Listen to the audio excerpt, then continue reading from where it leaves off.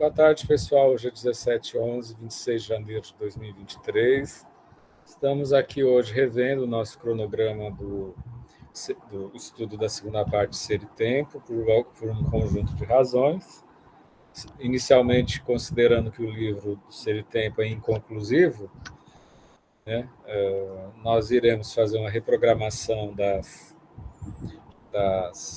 dos nossos encontros, de forma que a gente retome em março, com uma reunião especial de 2 horas, às vezes, se for o caso, até 2 reuniões, Guilherme, se for o caso, a gente vai vendo o ritmo da carruagem, de forma que a gente libera os estudantes, principalmente agora a gente está no período de férias, as férias começaram 18 de janeiro, porque a gente estava repondo o calendário, e os alunos estão nas férias e houve um esvaziamento da presença deles nos nossos encontros, e em respeito à participação dos alunos, a gente vai retomar os últimos episódios, parágrafos e capítulos do Heidegger, desse livro inconclusivo, num calendário em março, que a gente vai informar pelo WhatsApp em breve, tá?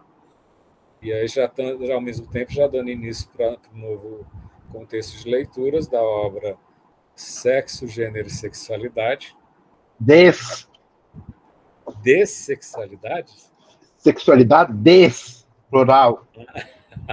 Sexo, Gênero e Sexualidades, seguido do estudo da Hannah Arendt, tá? Enfim, com isso a gente consegue racionalizar as nossas trocas, né? Portanto, hoje a gente vai ter o último encontro de janeiro, né, dessa jornada com a facilitação do Guilherme. É um encontro que a gente percebe que 2 parágrafos, o 74 e 75, né, a gente percebe que o Heidegger, de alguma forma, ele vai retomando vários temas, já encaminhando para uma finalização de um livro inconcluso, né? A gente vê, de certa forma, um certo dilema do Heidegger em buscar alguma solução que ele, de fato, não encontrou, né? Com vocês, a magistral facilitação do Guilherme. Boa tarde, gente. Hoje eu vou tentar facilitar os parágrafos 74 e 75. ênfase no tentar, porque são parágrafos de difícil compreensão, muito herméticos e circulares, que eu acho que no final é muito mais fácil falar das minhas conclusões deles do que o que de fato os parágrafos falam. Porque se a gente for seguir a linha de pensamento que o Heidegger quer desenvolver aqui, ela não vai para lugar nenhum. Nós temos, Estou concordando com você, eu tive a impressão de que ele vai fazendo síntese do que ele já falou nos 2 volumes, entendeu? Eu achei circular, um tanto quanto repetitivo.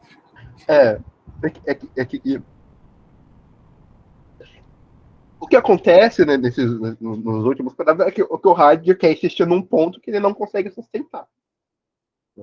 E isso é muito visível, que ele não consegue dar sustentação no ponto que ele quer falar quando ele vai tratar da história. Mas isso eu vou tentar trazer um pouco mais para frente, depois que a gente tentar deglutir um pouco o que ele quer falar aqui. Enfim, o parágrafo 74 se chama Constituição Fundamental da Historicidade. O que nós temos aqui, né, é a inversão do paradigma, né, de que não é a história que gera temporalidade, mas sim aqui a temporalidade que é geradora da história. Né? Heidegger vai definir a história, né, como a elaboração da temporalidade. Né? A temporalidade é exatamente a possível articulação do porvir, do que já teve vigor, do vigor de ter sido e do instante do agora. Né? A articulação do presente dessas 3 êxtases é o que nós chamamos de história factual. História factual é aquilo que de fato aconteceu. Nós só conseguimos perceber aquilo que de fato aconteceu por sermos capazes de articular a nossa temporalidade, não o oposto. Ora, porque se nós não fôssemos capazes de compreendermos o presente a partir compreendemos o presente? Não, compreendemos o passado. A partir do presente, visando o futuro, nós não teremos como compreender a história, porque não teríamos base para compreender a história. A história simplesmente seria coisas que aconteceram com a gente, que não possuem nenhum significado interligado. Nisso, nós temos, então, a apropriação do que o Heidegger fala, que eu acho muito interessante, né? Que a história é a presença factual da existência, né?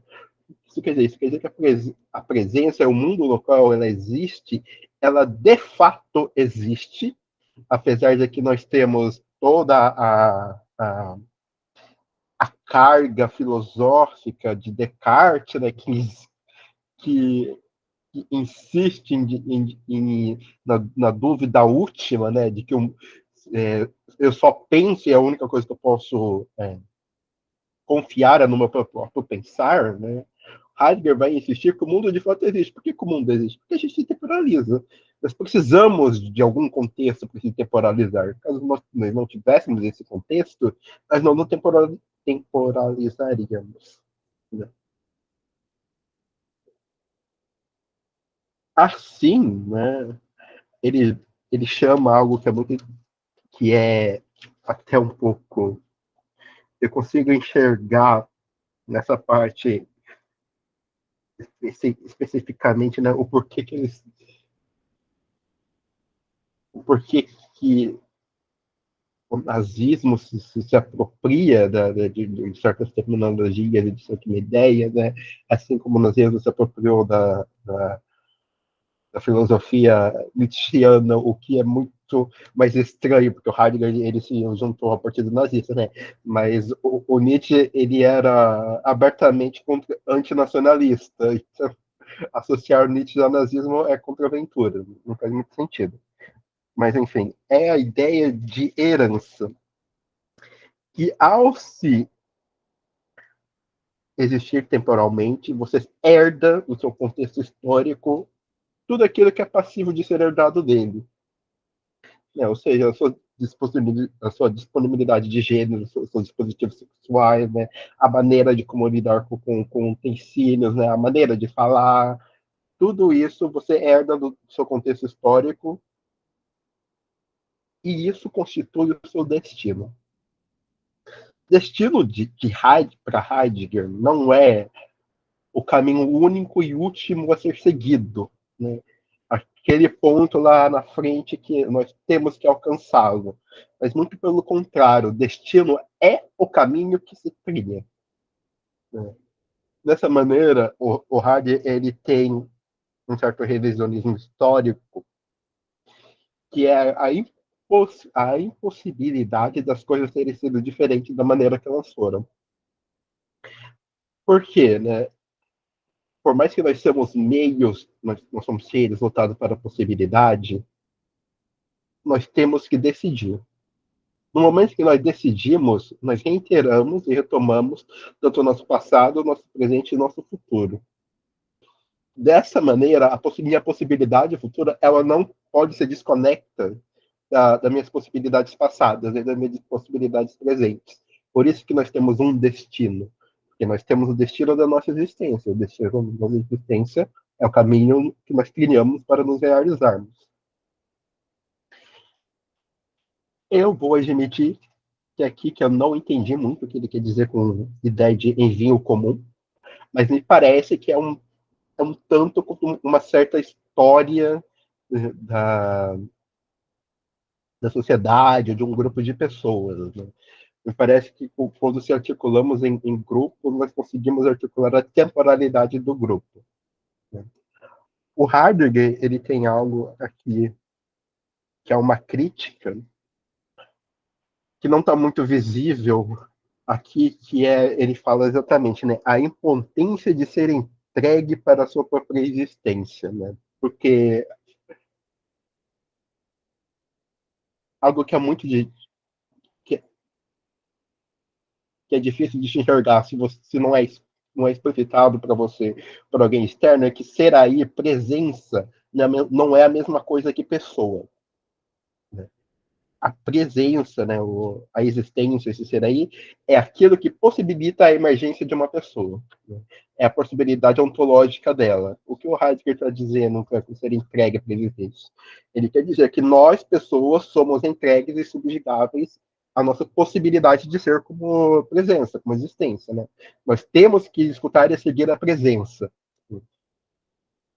A crítica que o Sloterdijk faz, e que eu acho muito própria, né, é que o Heidegger acha que nós somos ovelhas e a presença é o pastor. Muito católico-cristã, a metáfora de Jesus não poderia ser mais explícita, né? Nós temos que ser nós temos que seguir esse destino, né? Não há aqui expressamente, né, uma possibilidade de rebeldia, de falar, de brigar contra aquilo que não é propriamente nosso. Nós chegamos então, né? Isso foi tudo sobre o primeiro estágio, né, gente? Eu vou citar agora algo da página 478. O ser para a morte em sentido próprio, ou seja, a finitude da temporalidade, é o fundamento velado da historicidade da presença. Olha, algo que é muito importante de Heidegger e o que distingue uma história de uma historiografia, né, que é propriamente os fatos que historicamente aconteceram, como se tem num livro, é o fato de que o tempo da existência ele acaba. Né? Nós temos um certo tempo finito para nos realizarmos. Porque o que isso retoma muito ao começo do livro, que a pergunta que abre esse tempo é, de fato, a retomada da pergunta que foi esquecida pela tradição, que é o que era o ser. Né? A tradição toma o ser como aquilo que é mais geral e esquece de perguntar-se daquilo que o ser propriamente é. O ser propriamente é esse próprio tempo finito de ser. Ao se esquecer do ser ao tempo finito de ser, nós viramos pessoas atemporais com tempos infinitos. Nós vivemos como se nós não fôssemos morrer. Nós nos estruturamos como se nós não fôssemos morrer. Por isso que parece que quando nós olhamos para a história, ela parece coisas que não tem nada a ver com a gente, que não construíram o lugar que nós nos apropriamos, que simplesmente aconteceu. Né? Por que isso simplesmente aconteceu? Porque nós não temos perspectiva de morte. Ao não ter perspectiva de morte, nada nos diz respeito a nós mesmos e respeito aos outros, não aquilo que nós mesmos somos. Né? Enfim, para o parágrafo 75, a historicidade da presença e a história do mundo, nós temos aqui algo que o Heidegger começa a falhar muito mais visivelmente, né? Aqui o Heidegger tá pegando nos dois pés, né? Ele já devia ter parado, mas o Heidegger vai querer fazer então uma história do mundo a partir da historicidade da presença. Nós temos um problema. O problema é que como que a presença decide o mundo. Isso até para a pessoa menos desentendida, isso é muito complicado. Né? Como que eu, Guilherme, decido a historicidade do mundo no qual eu estou. Também contradiz o que ele diz propriamente atrás, né? Que nós herdamos do mundo a historicidade. O Heidegger está meio complicado. Né? Mas ele já começa dizendo, que talvez é muito importante, né? Que o mundo é ao mesmo tempo solo e palco pertencido como tal à ação e à transformação cotidiana. O mundo, ao contrário do que a filosofia tradicional pensa, né, não é aquilo que está extenso, né, a nós, é o lugar onde nós exercemos a nossa existência. Como um lugar que nós exercemos a nossa existência, tudo que existe no mundo diz respeito a nós. Por mais que nós exista a história do mundo, a história do mundo ela só existe porque ela diz respeito a nós. Caso ela não dissesse respeito a nós, ela seria como se ela não fosse, ela não existisse, né? Aqui é uma visão que o Heidegger vai desenvolver um pouco mais para frente, mas é que é unicamente muito mais visível dele, que é a ideia de que não existe mundo sem experiência humana. O que ele quer dizer como não existe mundo sem experiência humana, né? Tem sempre aquele exemplo muito próprio, né? Que se um raio atinge uma árvore numa floresta e ninguém estava lá para ver, de fato a árvore caiu. Isso a gente resolve de duas maneiras. Primeiro, se diz que, independente de alguém ter visto, a árvore cai. Mas o fato de nós termos que enunciar isso já mostra uma certa delicadeza de que raio, árvore cair são palavras que nós usamos para definir experiências, né? Para essas coisas acontecerem, você precisa de experiência humana. Para a árvore cair, para o raio atingir e para o próprio cair. Você precisa de uma experiência humana que experiencie isso. Isso quer dizer, né? As coisas podem acontecer, mas nós só experienciamos as coisas a partir da experiência humana. Sem a nossa experiência, né? É como se o mundo não existisse para nós. Ou seja, você precisa de experiência humana para que exista outra coisa como uma história humana. Sem isso, seriam acontecimentos que acontecem sem nenhum sentido ou significado. Faz muito sentido, mas é um pouco confuso. Assim, né, o Heidegger já começa, né, que nós sempre já estamos inseridos na história do mundo, não há um momento que a história do mundo não aconteça para nós, né, é algo muito delicado, né, porque a gente tende a acreditar que quando nós nascemos é que começa a nossa história, né? Muito pelo contrário, né? A nossa história ela começa muito antes da gente nascer, né? Começa com os desejos dos nossos pais, né? Começa com a família dele, com a situação econômica na qual nós estamos, nossos próprios pais estão inseridos, né? As vontades, os desejos que vão ter para a gente. E aqui eu vou citar o que ele diz, né? Exomentra e obra. Os livros, por exemplo, têm o seu destino, construções e instituições têm suas histórias. Mas também a natureza é histórica. Sem dúvida, ela não é o que quando falamos de história da natureza, e sim como paisagem, região de exploração e ocupação, como campo de batalha e lugar de culto. Isso que eu quero dizer quando eu digo que não há sem a experiência humana como se o mundo não existisse, né? A árvore ela não é apenas a árvore. A árvore ela vai ser cortada. A árvore é aquilo que causa o que recicla o ar, né? A árvore é minha amiga, né? A árvore está no meio da construção de um prédio, né? Todas essas coisas do mundo, ela possuem um lugar na história humana. Elas não são a parte dessa história.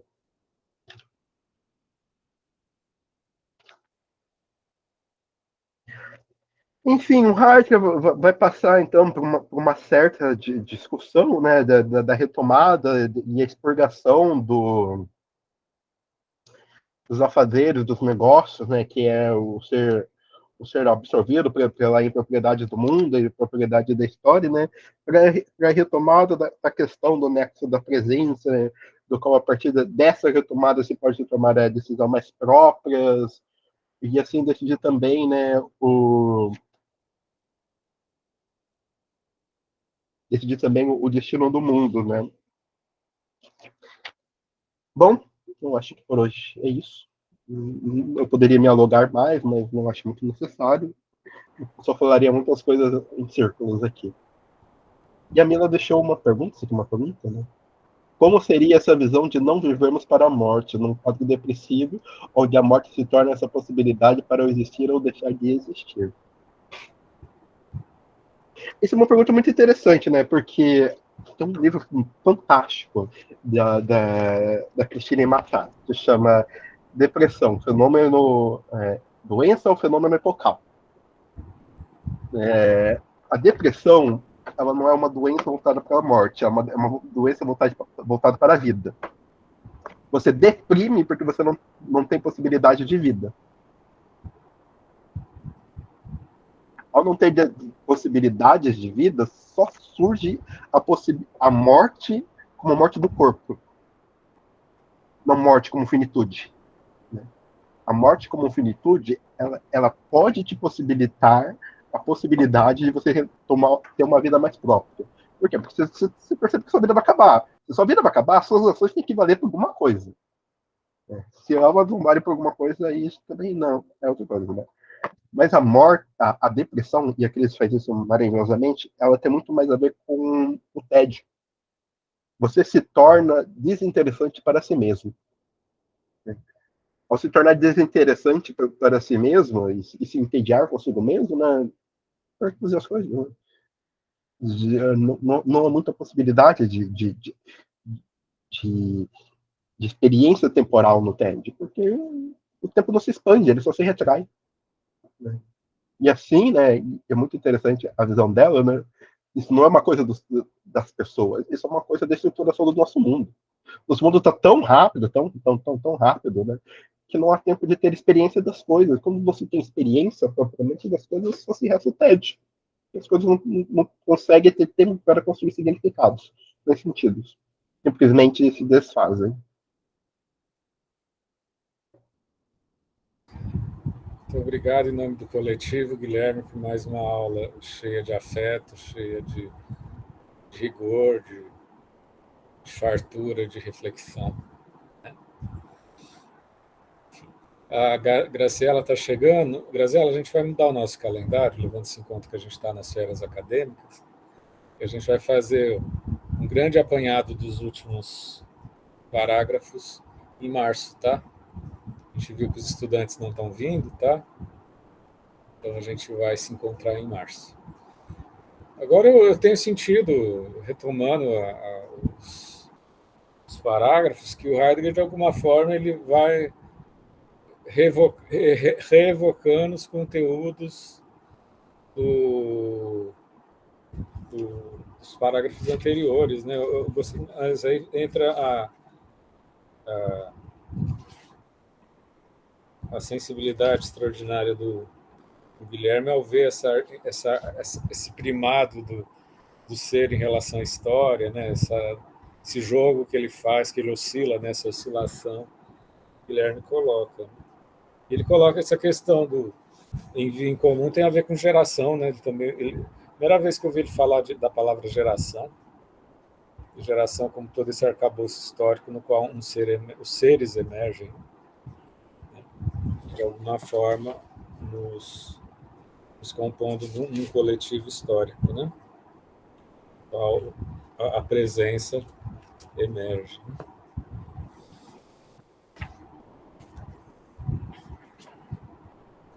Alguém gostaria de comentar mais alguma coisa, gente? Não só desse parágrafo, mas da nossa jornada até agora, como é que tem sido para vocês? Mila, Edemir, Graziella. Lembrando que em março a gente retoma. A orientação seja você online, seja você que está aqui agora, fazer as leituras durante o mês de fevereiro até o parágrafo final, que é 83. Ou seja, são 7 parágrafos, né? 7 ou 8 parágrafos, né?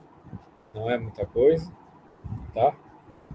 E aí a gente vai fazer um concentrado de 1 ou 2 dias para a gente, 1 ou 2 encontros para a gente retomar esses temas. Está nessa atmosfera de férias de verão, as pessoas estão com outras prioridades e a gente retorna em março com o começo do calendário, né?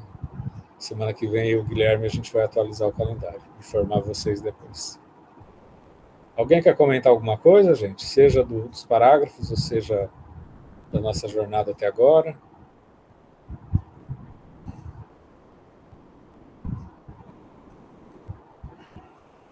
Eu sou suspeita porque essa jornada para mim, nossa, tem sido fantástica, assim. Eu não conhecia nada, assim, né, por cima.